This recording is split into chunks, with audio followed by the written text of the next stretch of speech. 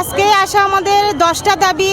এই 10টা দাবি সারা জীবনে আমরা দিয়ে যাচ্ছি, কিন্তু ওনারা আমাদেরকে শুধু আশ্বাসই দেয়, কিন্তু কাজের কাজ কিছু হয় না। এই জন্য মেয়েরা অতিষ্ঠ হয়ে, অধৈর্য হয়ে 57টা প্রজেক্টে ত্রিপুরা থেকে সবাই একত্রিত হয়েছে। আমাদের দাবিগুলি পূরণ না করলে আমরা আজকে রাস্তায় বসে যাব। আমার নাম প্রতিমা ভৌমিক, অঙ্গনওয়াড়ি ওয়ার্কার হেল্পার ঐক্য সমিতির প্রেসিডেন্ট, আগরতলা থেকে এসেছি।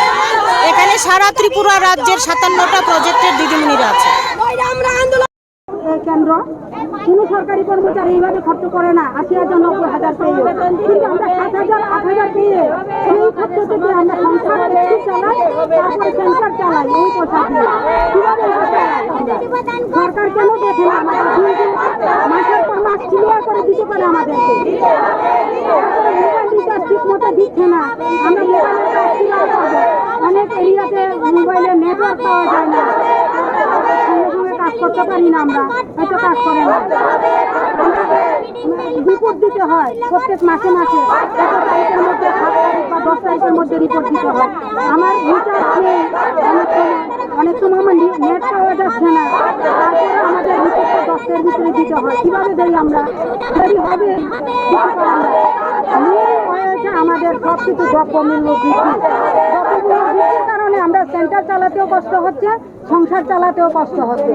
কারণ 70-80 হাজার পেয়ে যেই বাজারে যেই দামে খরচ খাচ্ছে, সরকার আমাদের জন্য আলাদা বাজার তৈরি করে নাই তো, আমরা সেই বাজারে সেই দামে খরচ খাচ্ছি। আমাদের জন্য সরকার একটা আলাদা বাজার তৈরি করো, তাহলে আমরা কম পয়সায় কিনবো, কম দামে কিনবো। আমরা তো সেম দামে কিনছি, সরকারের চেয়ারে বসে যেই দামে কিনছে 1 লাখ 1.5 লাখ পেয়ে, আমরা 8,000 9,000 পেয়ে সেই দামেই কিনছি।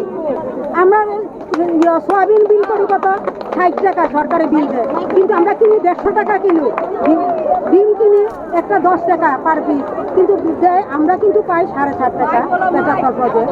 অন্য অন্য জায়গায় 6 টাকা 25 পয়সা, কোনো জায়গায় 7 টাকা 25 পয়সা এইভাবে পাচ্ছি। তো তারা আমরা কীভাবে চালাই?